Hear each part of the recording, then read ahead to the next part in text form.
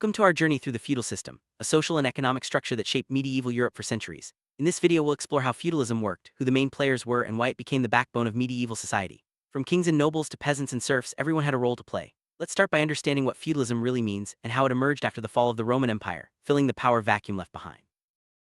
Feudalism began in Europe around the 9th century, as central authority weakened and local lords took control of land and people. The collapse of Roman rule left communities vulnerable to invasions and chaos. Local leaders offered protection in exchange for loyalty and service, laying the foundation for the feudal system. This decentralized power structure allowed Europe to maintain some order during turbulent times, and it quickly spread across the continent.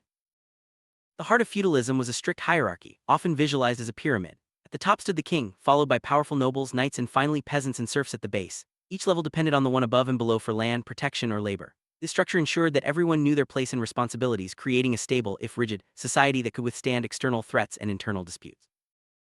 King was the supreme ruler, owning all the land in theory. However, he relied on his nobles to govern vast territories. In exchange for loyalty and military support, the king granted large estates or fiefs to his most trusted lords. This delegation of power was essential, as no king could manage an entire kingdom alone. The king's authority was both symbolic and practical, setting the tone for the entire feudal hierarchy.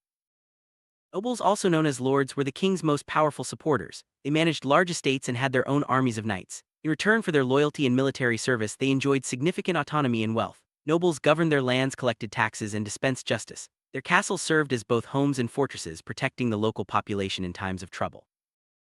Knights were the military backbone of the feudal system. They swore loyalty to their lords in exchange for land or income. As vassals, knights pledged to defend their lord's territory and uphold his interests. In return, they received fiefs, smaller parcels of land to support themselves and their families. The code of chivalry guided their conduct, emphasizing bravery, loyalty, and honor.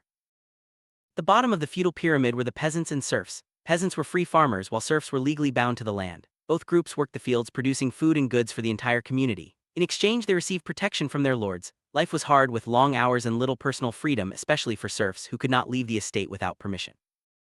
Land was the most valuable resource in the feudal system. The king granted large fiefs to his nobles, who in turn divided them among knights and lesser lords. Each grant of land came with obligations, military service, loyalty, and sometimes payments. This system of land tenure created a web of relationships that held medieval society together, with land as the glue binding everyone in mutual dependence. Most people in the feudal era lived and worked on manors, self-sufficient estates managed by lords. Each manor included farmland, villages, a church, and sometimes a mill or blacksmith. The lord's manor house or castle was the center of authority. Peasants and serfs provided labor, while the lord offered protection and justice. This local focus made each manor a small world of its own, largely independent from outside influence. Life on the manor was centered around agriculture. Peasants worked the fields, tended animals, and maintained buildings. The manor produced almost everything its inhabitants needed, from food to clothing. Social events, religious festivals, and market days provided rare breaks from routine. Despite the hard work, the manor offered stability and a sense of community, with everyone contributing to the estate's survival. Feudal relationships were built on mutual obligations. Lords promised protection and justice, while vassals and peasants owed loyalty, service, and sometimes rent or taxes. Knights provided military service, while peasants worked the land. These duties were formalized in oaths and contracts, making the system both personal and legal. Breaking these obligations could lead to conflict or even war. Taxes were a crucial part of the feudal system. Peasants paid rents in the form of crops, labor, or money to their lords. Lords in turn owed military service and sometimes taxes to the king. These payments supported the entire hierarchy, funding armies, building castles, and maintaining roads. Tax burdens could be heavy, especially during times of war or famine, leading to hardship for the lower classes. Medieval church was a powerful institution within the feudal system. It owned vast lands and collected tithes, taxes paid by everyone, including nobles and peasants. The church provided spiritual guidance, education, and charity, but also wielded political influence. Bishops and abbots often acted as lords, managing estates and participating in feudal politics. Religion was deeply woven into daily life and governance. Justice in the feudal system was local and personal. Lords acted as judges on their estates, settling disputes and enforcing rules. Punishments could be harsh, and there was little separation between legal and personal interests. The king's courts handled major crimes and conflicts between nobles, but most people relied on their lord's judgment. This system reinforced the power of the landowning class. Warfare was a constant threat in medieval Europe. Lords and knights were expected to defend their lands and support the king in battle. Castles were built for defense, and armies were raised from among the vassals. Feudal warfare was often local, with rival lords fighting over territory or honor. These conflicts shaped the political landscape and reinforced the importance of military service.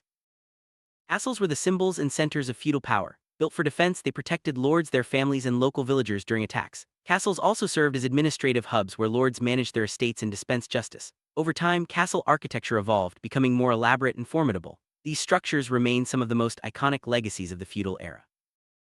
Feudal economy was based on agriculture and self-sufficiency. Most goods were produced locally and trade was limited. Surpluses were rare and wealth was measured in land, not money. Markets and fairs provided opportunities for exchange, but most people lived off what they grew or made themselves. This economic model supported the stability of the feudal system but limited innovation and growth.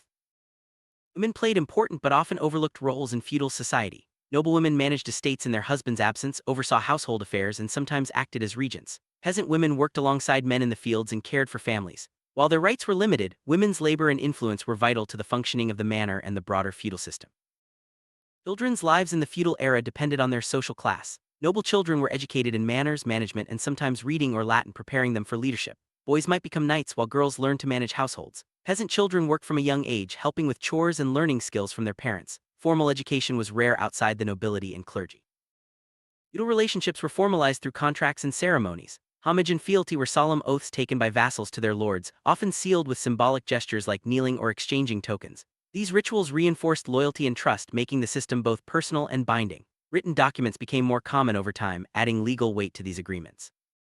While feudalism is most closely associated with medieval Europe, similar systems existed elsewhere. In Japan, the samurai and daimyo created a feudal hierarchy with its own customs and codes. Other regions like India and China had land-based systems with local lords and peasants. These variations show how societies adapted feudal principles to their own cultures and needs.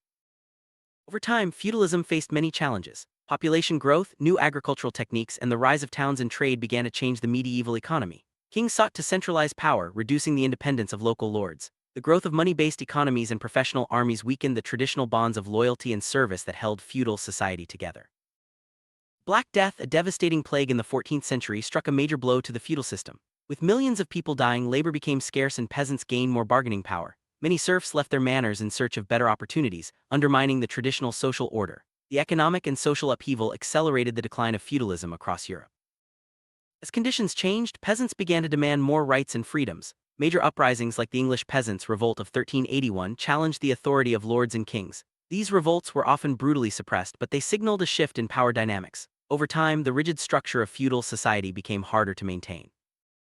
Growth of towns and the revival of long-distance trade transformed medieval society. Merchants and craftsmen formed a new middle class, challenging the dominance of the landowning nobility. Towns gained charters and self-government, reducing the power of local lords. This urbanization marked a major step toward the modern world and the end of feudalism.